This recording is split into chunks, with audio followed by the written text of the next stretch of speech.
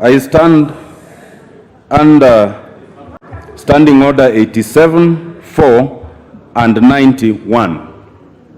Under 87.4, Mr. Speaker, no member can impute improper motives on any other member or members generally without a substantive motion within at least 3 days notice. Order, member for Kisumu West.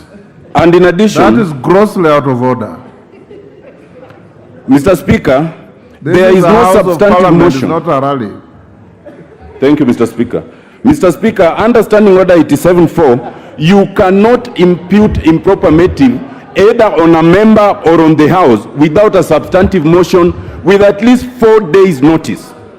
And under Standing Order 91, a member who then makes such a statement of fact must substantiate.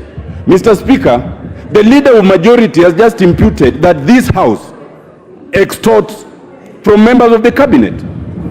It does not matter that he's referring to some newspaper cutting which has not been tabled and which we do not know, and which he can also therefore not properly refer to.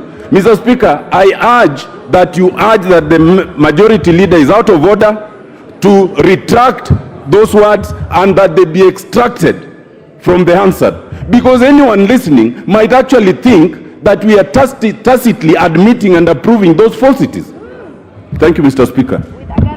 Senior Counsel, I understood it differently. I thought he was speaking about it in the negative, that we cannot pick a gossip column and use it as evidence against anybody.